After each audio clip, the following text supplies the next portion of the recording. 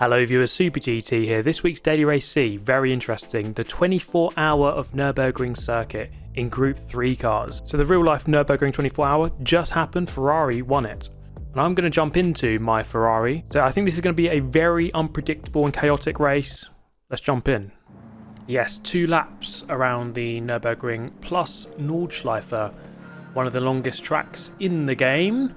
So let's jump in and give it a go, starting 11th on the grid in the Ferrari 458 GT3. They do not have the 296 in the game, the car which won the real life race the other day. And yeah, Kaz, get it added, mate. It's about time. Anyway, through turn 1 and turn 2, got 2 cars which are just going to take a nice turn to the left. Very easy to do that, given there is a huge bump on the exit of that corner. That's going to hand me 2 positions. Now this track always throws up some incredible races, really does make it a lot more crazy than your average race, I would say, given the nature of the circuit. Tight, twisty, lots of corners, very long lap. And this one is going to be no exception. As we can see here, lots of cars going side by side. Up the hill we go. It's going to be the BMW of Levicius there in P6. Through the Schumacher S. He's actually going to get tagged here by the McLaren and sent spinning into a nice little 180. That's going to have me another 2 positions, so that's 11th up into 7th already in the Ferrari. The Tifosi are going absolutely wild back in Italy. So onto the back straight, up behind the Supra, as ever, one of the quickest cars, or the quickest car. Now, weather. Let's take a look. Nothing too bad. There is a bit of a patch heading just past the circuit, but it looks fairly dry for the time being, so you don't really have to worry about that right now. But the weather is certainly a major factor around this track, as I almost get murdered from behind. Thank you very much for that. Now, I was trying to keep up with this group in front, doing my utmost to stay in the slipstream, but it was really tricky against the Supras. And, you know, coming up this long, flat-out section up the hill towards the carousel, I just did not have the slipstream, did not have the speed. The Supra is just literally unmatched in Group 3, so it's impossible. Apart from when they crash into each other like that, and then I gain another 2 positions. So I haven't done a single overtake. All my overtakes so far have been doubles, with people pretty much crashing every time. And, oh, there's a single, as he turns right, on a right-hander to be fair to him, but a little bit too much to the right, and he's into the wall. So here I am in P4, and I'm going to over-rotate this time, as the car seemingly not want to drive around the carousel the correct way, and I'm back down to P6, up behind 95. And you can see just how engrossed I was in this race, as I completely froze on the spot. My webcam obviously worked. I'm just a ventriloquist, and also I can race whilst remaining dead still. It's just one of the skills I have. Here I am in P5 going past the McLaren, but then on the Dottinger on the back straight, not having enough power or slipstream to stay ahead of the Mercedes. The McLaren trying to come back at me as well, not quite managing to do so. But this is the element of this track that I love so much, the tight and twisty nature, but then you get onto the Dottinger at the end of the lap, long straight, and then lots of overtaking can happen there. And then of course we have the GP section as well, which we're onto now.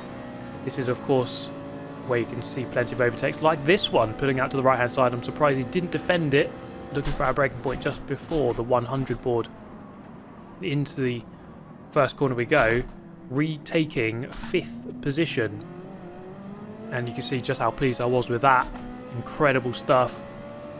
Now moving on to the Nordschleife section of the next lap. I was just trying to catch up with the guy in 4th, and this is another challenge around this track, as oh my goodness, getting all out of shape there. Just trying to put together a sequence of good corners, an entire lap, to try to narrow that gap down. I'm 2 seconds behind at the moment, so I'm going to have to be nice and smooth for the remainder of the lap to try to reel this Supra in.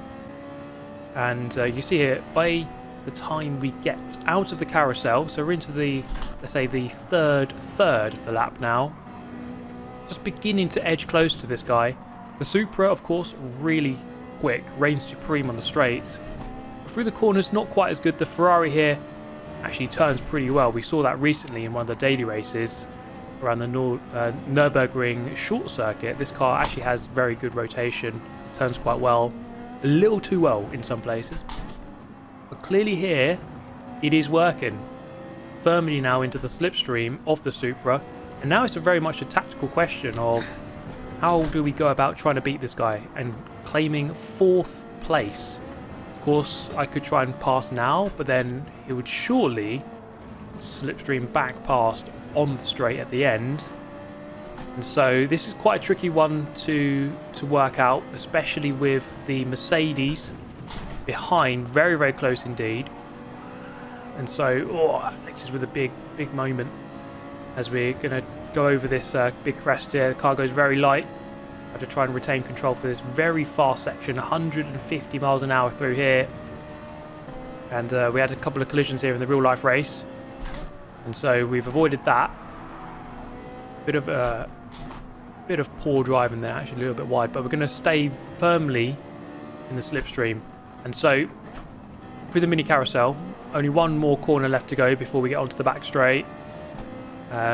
This one's going to play out quite weirdly, I suspect, because the Supra is so hard to overtake. Even if you're in another Supra, it's like quite hard, but in a Ferrari with not much top end, this is going to be quite tricky. But let's see what happens. Under the gantry we go. 3.5 tenths behind the Supra, and I'm barely gaining even with the slipstream. The Mercedes behind getting ever closer. There he is. It's quite an ominous sight to have a car hunting you down like that. As we go past the tourist firing section on the right hand side, it's going to be a side-by-side drag race at 170 miles an hour, or just shy of, as we head under the Bilstein Bridge. I am just going to retain the position as I was having the slipstream from the car in front the entire time. But here Alexis is going to make a mistake, go slightly too deep on the brakes. This is going to give me the space to go around the outside of the final corner, up into 4th. The Mercedes is going to follow me through. It's going to be a really close finish. But my goodness, guys, what an incredible race that was. Whew. Oh my god, guys, what a race. I know I'm frozen right now, but I'm the ultimate ventriloquist. And you can see just how happy I am. What a battle right at the end. Okay, I've just unfrozen myself. That was a mega race. We're going to jump into the Mercedes this time. The Ferrari was good, but it just has no straight line speed. It really gets killed on the straights, so let's go with the Mercedes. Okay, race number 2. Let's see what the weather conditions are. Have we got any rain? A tiny bit of rain on the radar, but it'll be slicks to begin with. Now, this particular race went wrong for a reason that I didn't really consider beforehand. And, you know, around here you can get many things wrong. Your tyre choice, the weather, crash into someone could crash into you. There's lots of things. You could also go for a massive dive bomb like that, which, to be honest, I am very lucky to have gotten away with, I would say.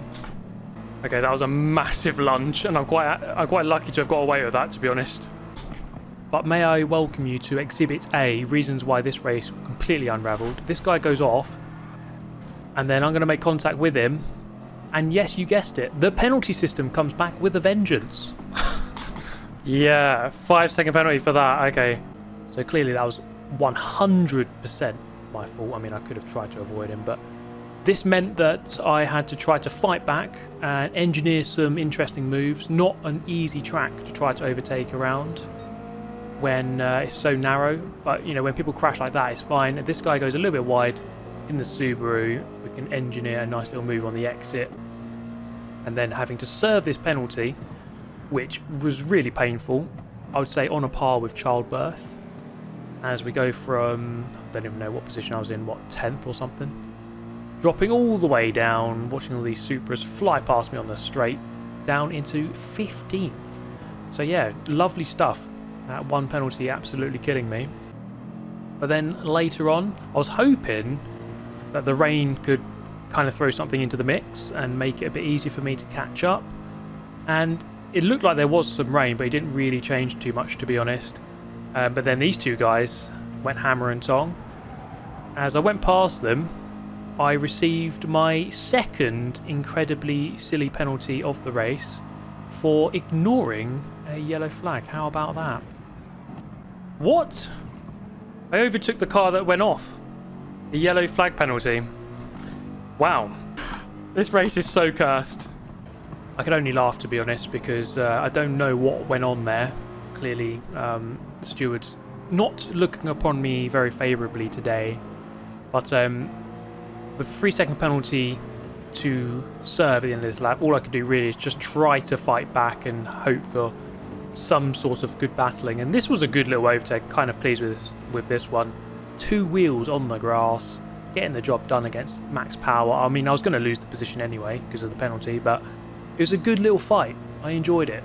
And then we have Childbirth V2, lots of pain once more, before eventually finishing in a disappointing, actually turned out to be 13th place. So there we go, race number 2, 13th. I really think that could have been top 5, but you just never know. It's such an unpredictable race. I didn't really think the penalties would come into this. That was a weird one. Let's move on to race 3. I'm going to do it, guys. We're jumping into the Supra. Let's see what it's all about. So we did kind of touch upon this earlier. The Supra, very, very good in terms of straight line speed, but just overall speed around this track. Now, this was a weird lap because I actually had some wet weather. This was my qualifying lap, by the way, and there was a measure of moisture on the circuit, but it didn't really seem to affect my speed too much. As long as it's below the first line on that moisture meter, you're not going to be too affected. There was a slight decrease in grip, but not really much. And so going sub 250 under this gantry, we could kind of use our practice from the Green Hell time trial to good effect. 725 under the gantry. I was doing 722 when I did the Nissan GTR Green Hell time trial. But this car is so much quicker in a straight line, 170 miles an hour, whereas the Nismo barely gets over 160. And eventually, this was going to be a very solid lap for one attempt. It was going to be an 8 minute 10.8. Okay, 8 minute 10 first lap. That might put me on pole. It would have done in the last race, but let's see. It is pole position, but I'm in the lower split because my driver rating's gone down. Right, this looks pretty wet.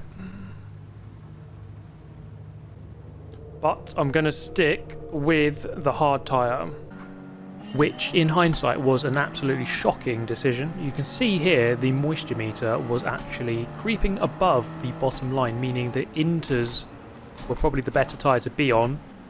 As you can see here, going straight on at the first corner with seemingly zero grip. And this would be a very difficult race, I think, from here on in. I was hoping that the weather would clear quite quickly, as it looked like it was on the weather radar, and that therefore the track would begin to dry out once more. But it is always so tricky to drive on a wet track with slick tyres. You just really do not have much grip at all. As you can see here, myself and Adventure Alpaca making an absolute hash of it. And eventually I drop all the way down to P12 after about 4 corners. A little bit later on the GP section, having a nice little 360 no scope, and losing further time to the leaders.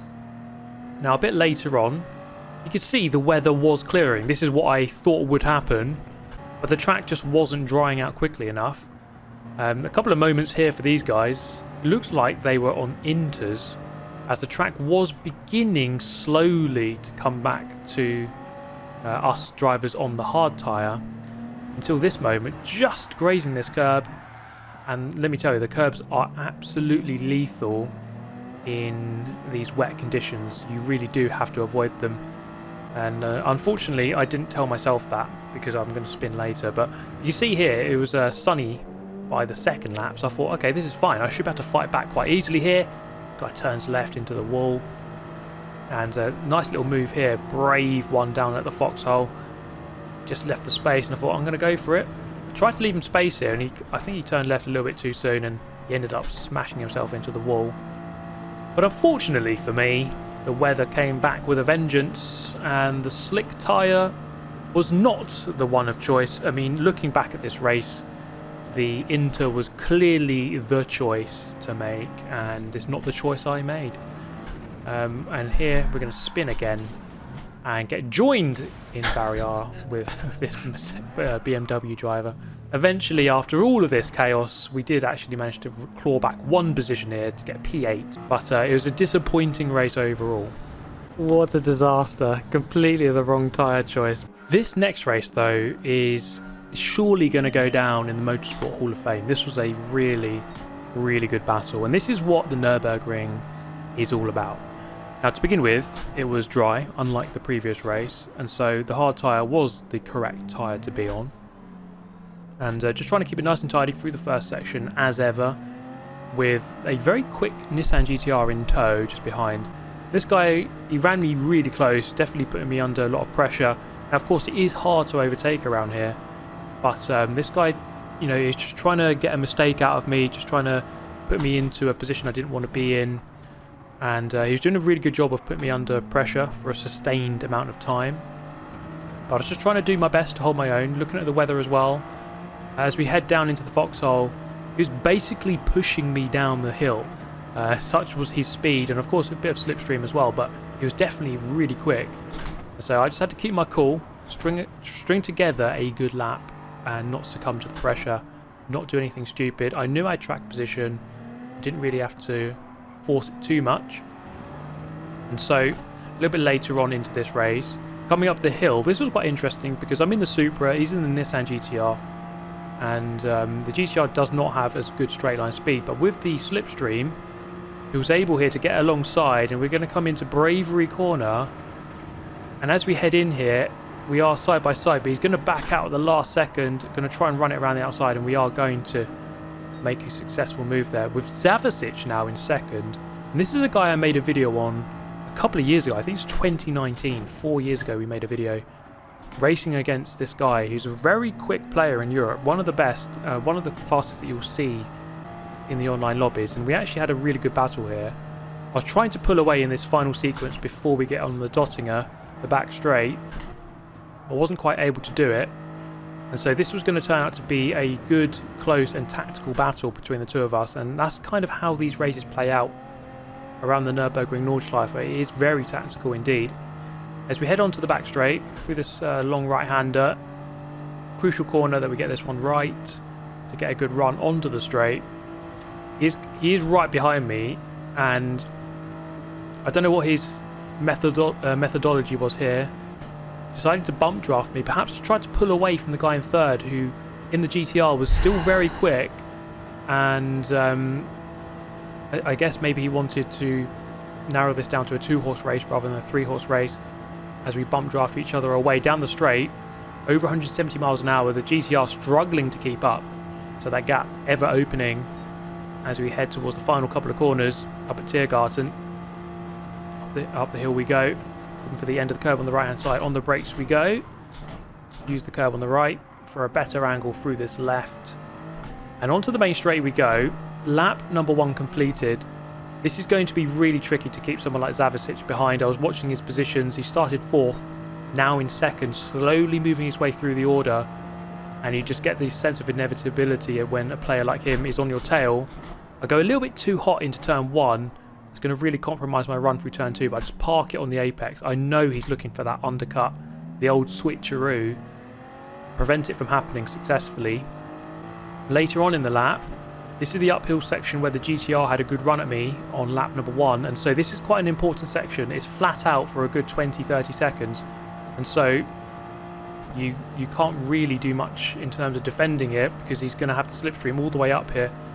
And once again, I'm going to give him the left-hand side, but as we head in here, not fancying it, he backs out at the last moment, and so I'm going to retain the lead of the race. And from here, it's going to be a case of trying to break away and create a gap before we get to the Dottinger. Otherwise, it's going to be pretty hard to keep him behind. And here we go then. This is the last sequence before we get to the back straight. I got the gap up to 6/10 at one point, and I was really pleased that I was driving quite well, enough to, you know, create a bit of a gap against a top level player.